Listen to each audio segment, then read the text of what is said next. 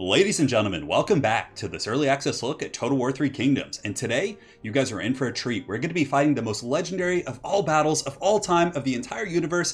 Thermopylae ain't got shit on this battle. We're going to be fighting the Battle of Livestock Farm. So I don't know why that made me laugh so hard. Just like some I don't know. It could have been something else, right? But it's like Battle of Livestock Farm. It just, I don't know. I was just like literally laughing for like 2 or 3 minutes before I recorded that. I was like, oh, let's go like fire up this replay and take a look at, what we got going on here.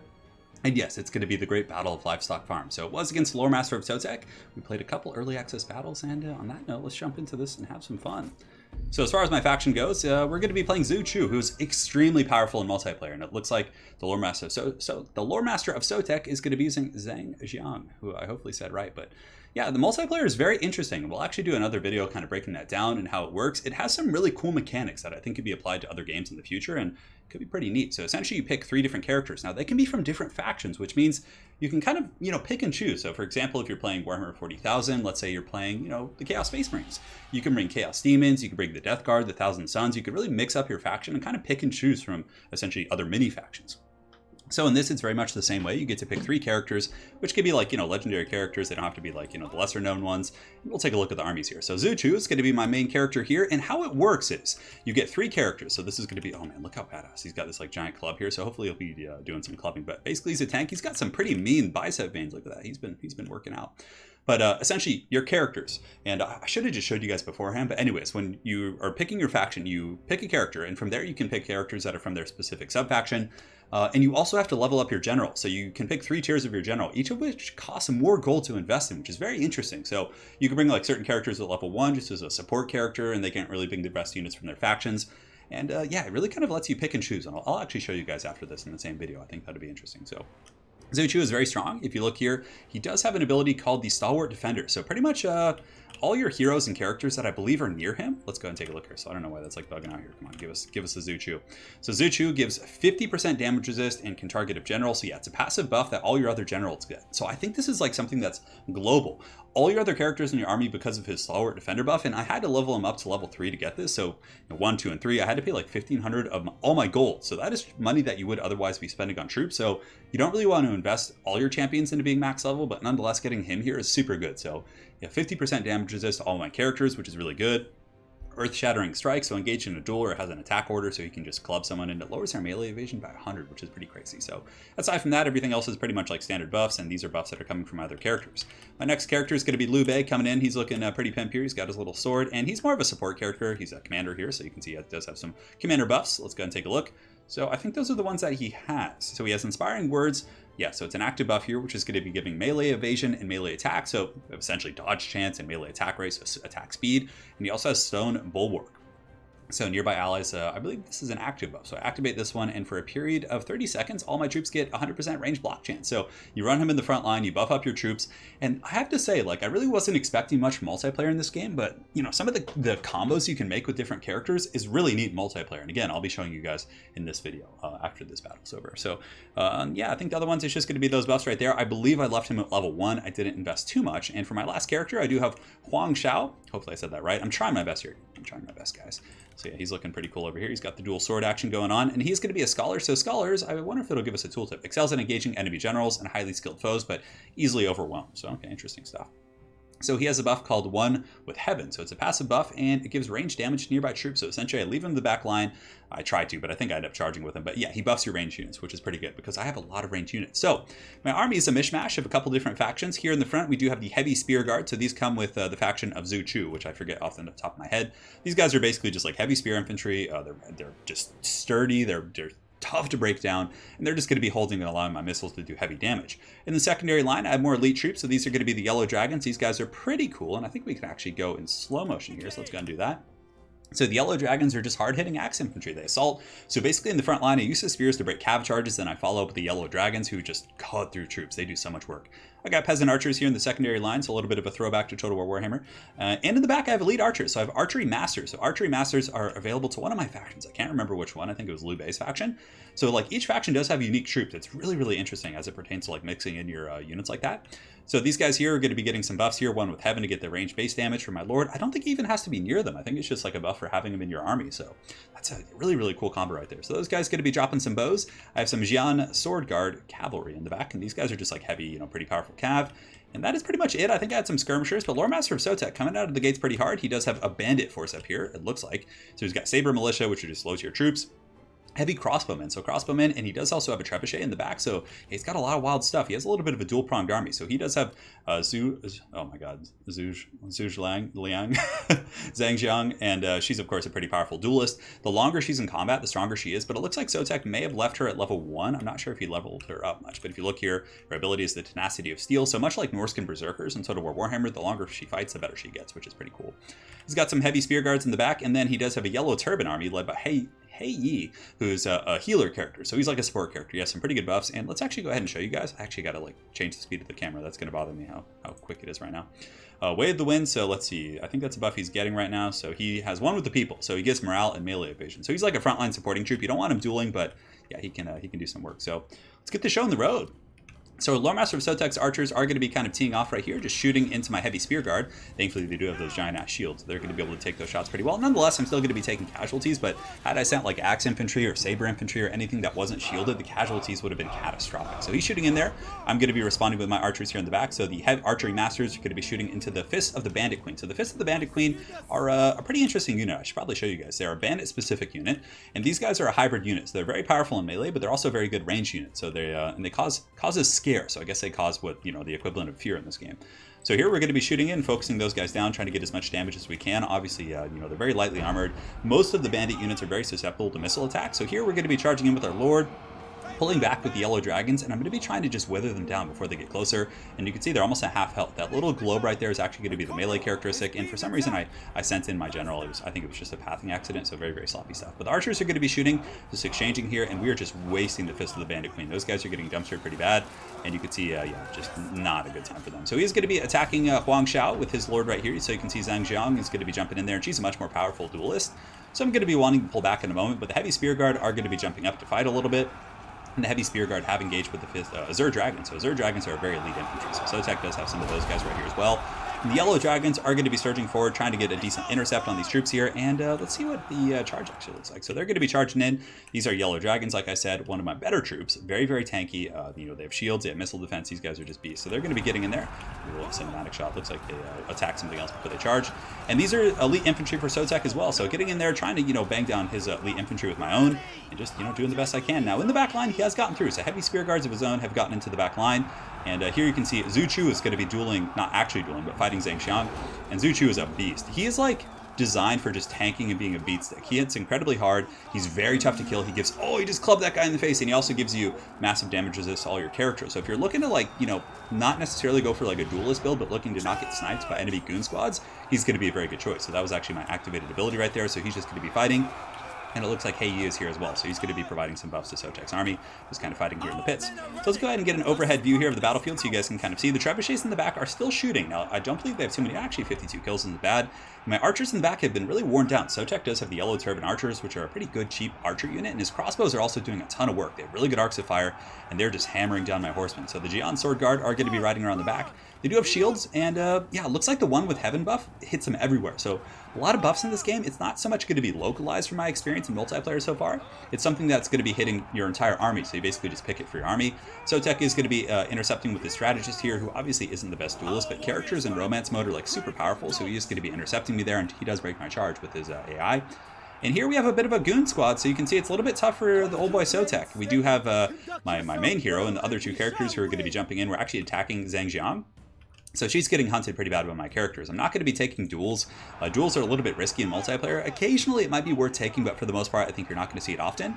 My archery masters have been falling back, and I'm getting some really good withering fire here into the Yellow Turban archers. So those guys are getting worn down pretty bad. In the front line, the peasant warriors have kind of overrun my heavy spear guard, and Sotek is doing very well in most of the frontline engagements, but the Yellow Dragons are also giving the business. Now in the back, I do get my cab back here, so we do get onto his crossbowman finally.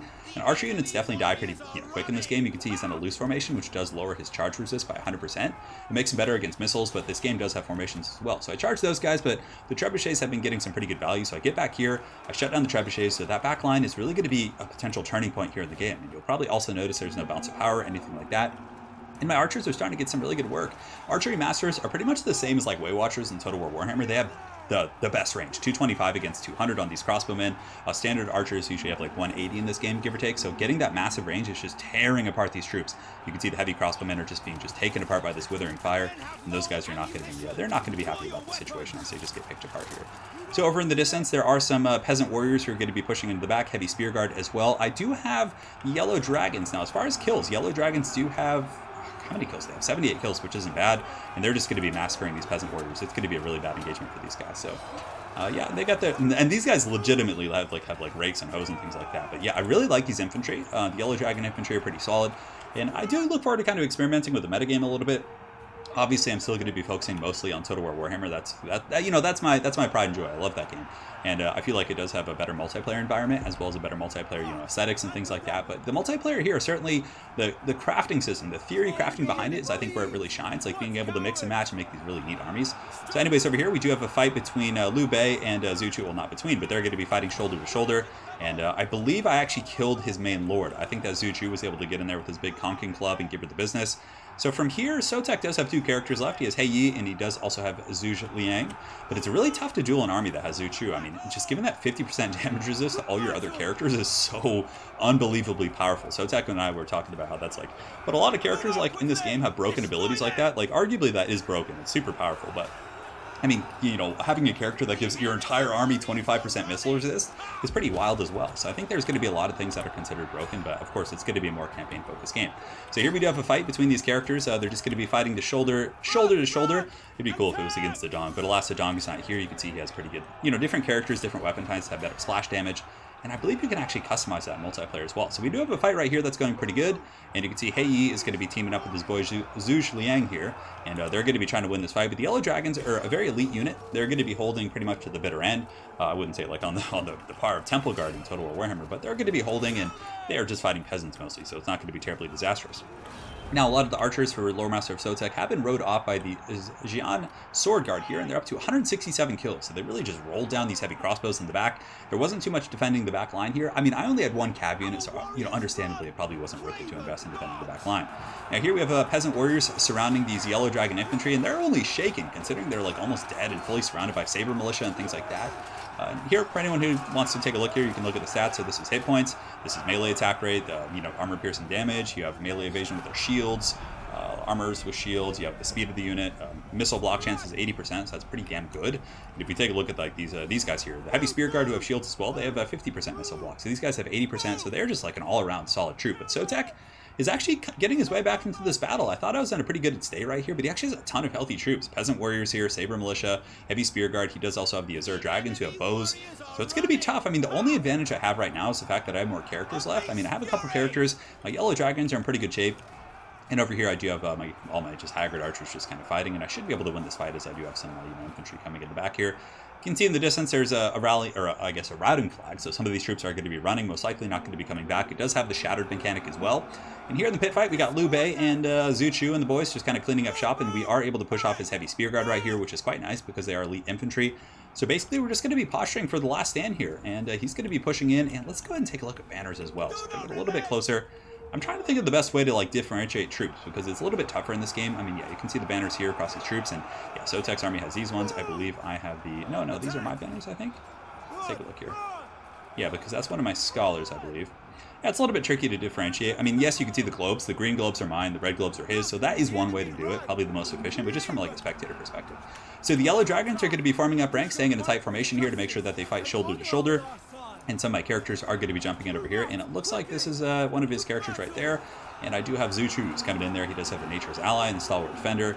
And this is actually one of the more busted abilities that Sotek has. So this character right here, Zhu Liang, has an ability that is so absurdly powerful. It's called Stifling Deluge. So when he's nearby enemy characters, it is a small radius of effect, but it adds 4 seconds to your cooldowns non-stop. So if he's within range of my characters, I can't use any of my activated abilities because it keeps adding 5 seconds and resets them every chance it gets. So he's really good as well. I mean, it just shows that some of the scholars and strategist characters can be quite strong. But as far as this battle goes, it's mostly his peasant warriors being fought off here by the yellow dragons. And here in the distance, it's mostly just my archery masters and some of these other troops coming in. Archer masters don't have terrible melee stats. I mean, it's not the best, but they're not complete pushovers in melee. So these guys, I mean, even though it says it in the tooltip, they're certainly better than most archers. So we are able to break Sotek's formation right here. We're going to be pushing these guys to the north. And right here, we do have my characters who are going to be going after his. So I have a huge character advantage. He does have Haley over here, but for the most part, you know, we're going to be able to goon in. And you can see we get a massive blow right there on Zheng. And I believe he's actually in wavering. Yeah, he's taking a ton of damage and down he goes. So the Lord is going to be falling, and that's going to have a massive morale penalty on my opponent's forces here, and they're going to be pretty much shattering in every which direction. And the remainders of the forces pretty much just going to be piling in at this point is most likely going to be cleanup, as all he has left is Haley, and we're going to be jumping over there. And I actually want to try him in campaign, the healer guy. He looks really fun, the Yellow Turban campaign. So I will be probably doing that on the channel, maybe in a head-to-head format or something. So from here, my characters are going to be hunting his last character down. He could, I guess, hide amongst his infantry, but we found, Sotek and I were discussing that in this game, it's still pretty hard to hide. Unless you have, like, you know, heavy cap or high mass units, like the characters in romance mode are very, very powerful. So right here, his Lord's getting pretty beat up. We're just kind of on the hunt. Zuchu's going to be coming in with his big pimp club here in a moment, and Hei is going to be running and just getting chased down. So I don't know if he's going to be able to get away. Sotek does have a couple spear guard fighting, and I don't know, are these my spear guard actually? Yeah, I think this was one with the people. No, those are actually his, and yeah, that's pretty good. I mean, getting that huge buff, I mean, his character buffed the whole army, but alas, that's going to be all she wrote. So it was certainly a close fight. We got a ton of value out of the secondary army. So you can see here, Zuchu was able to bring these troops here, so he just brought chaff spears in a front line to hold. I brought the more elite troops right here with my secondary army. 105, 189, 197. And here in the back, we do have these guys, 169, 203, 227, 27. Yeah, the archery masters are so beast mode. I mean, they're basically like Way Watchers. So those guys did a ton of work, and they were able to tear apart the crossbows. Granted, Sotek's crossbows did good, 222, 64. Not bad at all, but the elite archers really paid their dues. But the true MVPs in my army were the Cav. Those guys just got around and did a ton of work. So it's, you know, as far as just observations in the game, the battle visuals aren't as engaging as Total War Warhammer, I must say, but I do like the army building process. I think it's kind of fun and could have a bit of a niche for just trying every now and then. But yeah, I think that the kind of the impact as well, like seeing some of the cav units coming in, I felt that was a little bit lacking and things like that. But it's still, yeah, it's still fun, and I think the campaign is going to be where the game really shines. But nonetheless, I probably will do a couple tournaments in this game because I do think it'll be interesting every now and then to kind of mix it up and just throw one of those on the channel just to see what kind of weird builds people can come up with. But yeah, well played, Lore Master of Sotek. If you guys haven't seen his channel, please make sure to go check him out. He's an awesome guy, and I believe he's going to be doing some 3K coverage as well as campaigns and stuff, so make sure to check him out. He's a really, really good dude, so please head over to his channel and bash that subscribe button. So on that note, guys, we're going to go ahead and take a look at the multiplayer. So yes, we shall go over to a multiplayer battle here. We're just going to host the lobby, and yes, it could just be a random name. It doesn't really matter. So the way it works, right now, I think I have a preset army, so we can clear everything. So you have access to all the characters in the game. I haven't unlocked the Dong yet, so I don't have him. But yeah, you can see it's categorized by class. So for example, we could get Huang Zhang here. We're going to get him. And then for our second hero, let's go ahead and get Zuchu is my favorite. He's so damn good. And then from there, we're going to be getting a Vanguard. So Vanguard are really good at just like charging in and just breaking formations with Cav. So you can capitalize on their strength. So here we have Zhang Fei. Now, if you see right here, he's just level 1, but we can level him up to a Tiger General. And you can see certain units in his like tech tree are blocked off here. So you can see these Cav units, I can't pick them unless he's a General or a Tiger General. So we're going to put him as a Tiger General, for example. That's going to give us access to elite archers that are available to his faction. The Jade Dragons, which are some of the more powerful Cav. I mean, they have low damage, but they do work. Trust me, they do some. Don't listen to the tooltip. They do work. So we're going to get a couple Jade Dragons here, for example, to ride with him. And yeah, we can get some Defenders of Earth, who are actually like bombardment archers. They're pretty cool. They shoot like flaming arrows. Now Zuchu is a bodyguard, for example, so we could put him as a general, which is going to give us like his mid-tier units, like his heavy spear infantry. He doesn't need to be much more than that. It also unlocks new abilities, and this guy right here has all his own unique infantry. We have Pearl Dragons, we have Saber Infantry. So you guys can see, it's going to be relatively complex. He could be a Tiger General as well, and you level him up, and you just kind of work the tooltip like that. So yeah, you can pick different characters. I mean, they all have different stuff. Like she has like, elite, bandit infantry, the Fist of the Bandit Queen, who we found to not be terribly good, but she can get Protectors of Heaven as her dragons. I mean, and certain characters do have units that only they can get. So it's really going to be just a matter of like looking through all this stuff. And like you could find a character that buffs archers and have him bring all your archers and et cetera, et cetera. And here, of course, you can use romance mode and all the different stuff like that. But there is going to be a rank system, which should be kind of cool. So we'll give it a look over. So guys, thanks again for watching. Hopefully you enjoyed this early access breakdown, and we will see you guys next time. Take care.